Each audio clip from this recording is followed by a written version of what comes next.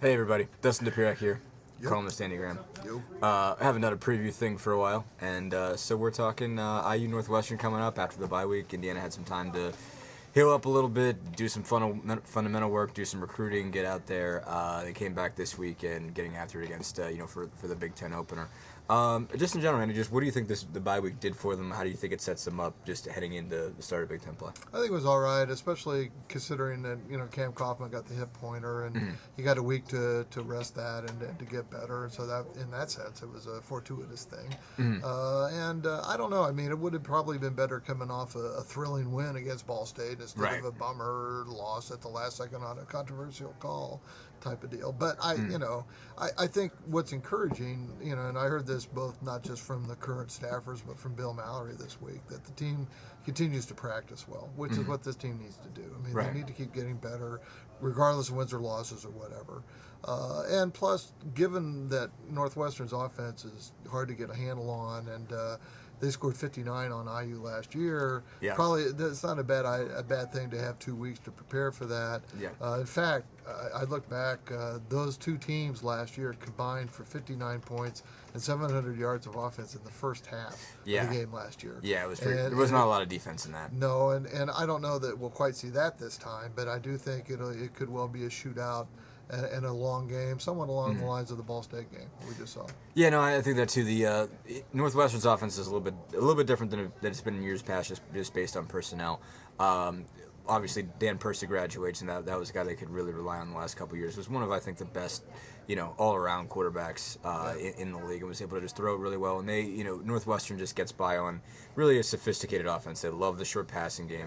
They really kind of use the pass as the run, or have in the past. And this year it's a little bit different. They've got, I guess the starting quarterback, the main quarterback is King Coulter, who's an athletic kid who played a little bit of quarterback last year, also played quarterback or tailback and wide receiver. And when Persa got hurt a lot, and Coulter came in Right. and played Yeah. well. Persa was battling a lot of stuff going back for the previous year when I think it was the ACL tear, or was it the Achilles that was first? I can't remember. It was Achilles at the end of the year. Yeah, he had some of both. I mean, it was the Achilles, and then it was an ankle that was kind of keeping him out last year. And Coulter obviously had to play a good bit. He can throw it a little bit, but he's again really good athlete. Scored touchdowns, rushing, receiving, and passing last year.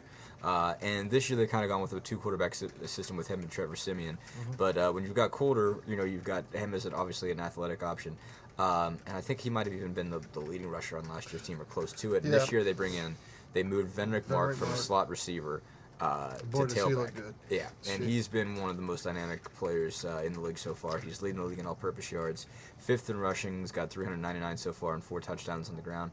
And it gives them a home run threat that they haven't seen before. I mean, I guess that's what we heard a lot of this week. Was this is something you had to be prepared for the run, but you were prepared for the run, presuming that if you did well against it, you could shut it down. Because there wasn't a ton of tailback talent there. Now you've got Mark there, and that's a guy that could beat you on one play. Yeah, I agree, and I like both of their quarterbacks. I mean, Coulter's a running quarterback who can throw. He can absolutely throw the ball. No, definitely. And then his counterpart is a throwing quarterback who can run a bit. So it's a nice combination that they have. And Venrick Mark even has a nice, complimented Trumpy, who's more of a power guy who comes in and gives them a different look there at times. I like their offense. It's been good all year. But I'll tell you what, defensively they've made some strides. It looks like to me. They gave up a ton of points to Syracuse in the opener, but since then they haven't given up more than 13 points to anybody. Right. And actually, defense really helped them. They're 4-0, and defense is a part of that. So. That's going to be, I think, the key for Indiana is that Indiana's defense really has to step up this week. The offense is going to have to score a lot of points, and the defense is going to have to, once again, Northwestern got 59 last year. That can't happen this time, or Indiana's got no shot. So we'll see how that. To me, I look at how Northwestern is too, and I think a difference between their program in Indiana's right now, and this comes with a little bit of maturity and the fact that Pat Fitzgerald's been there for 7 years now. They know how to win close games. Yeah. They are really good at winning down the stretch and understanding how to make plays, what needs to happen to actually put games away or to solidify wins. Even in the Indiana series, out of the last 8 games, Northwestern's won 7 out of the last 8. And until last year, every single one of those other victories had been by less than a touchdown. Yeah. A touchdown or less. So they were all close, and Northwestern won almost all of them. Mm-hmm. And I think that's something that Indiana's still trying to learn how to do, is how to win games down the stretch. Northwestern already knows. Very much so. Yeah, no, it's a very smart program. It's a very mature program, and Fitzgerald has done really an outstanding job. And they put themselves in a great position with a guy who wants to stay there. I mean, he's had options. He's been talked to by lots of teams. It's going to take an incredible offer to get him out of there. And Yeah, sure, for those of you who don't know, he was a star linebacker on the '97 Rose Bowl team. He's a Northwestern guy, and he's going to stay right where he is probably. Yeah, no, he's one of kind of the first guys that I remember watching. He's a coach now, and I remember that '95 He's a heck team. of a player. Yeah, he was a heck of a player, and it suits him pretty well. I mean, I think I don't know if Notre Dame could get him if they want him. I think they might have tried a couple years ago. They might have. He coached with Kevin Wilson too. Sure. That's another instance highlight of this. It is. So yeah, Kevin Wilson goes back to Northwestern. He was there from I think 98 or 99 to through the 01 season before I think maybe 01 or 02 when he went to Oklahoma. It's going to be interesting for him. Kevin Wilson's not a guy who's shows emotions. He's not going to get up there and say, "Wow, this is going to be crazy" or whatever. It's he's like, "I've been there before. Chicago, no big deal." And there's going to be more to it than that. One of his former players, Leon Brockmeyer, passed this past weekend. He was 34, died of natural causes, which, wow, I don't know how that happens, but.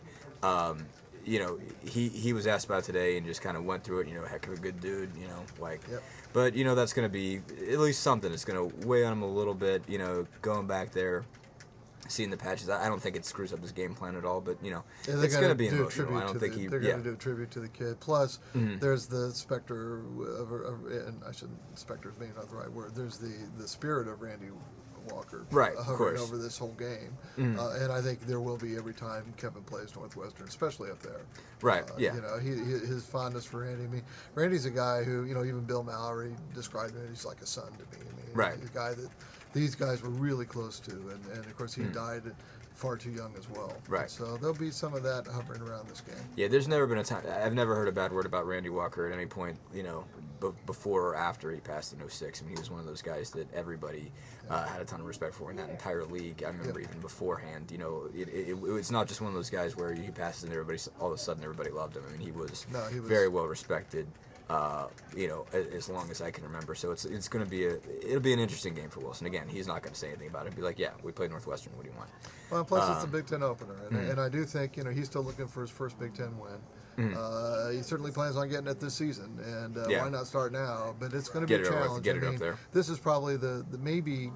We'll see how things work out and how teams develop, but this might be the toughest 3-game stretch they have at Northwestern. Probably. Then Michigan State and Ohio State, two of the most talented teams in the league, coming in to Bloomington after on the heels of that. So if you can get one or two of those, then you really set yourself up well. But all of them are.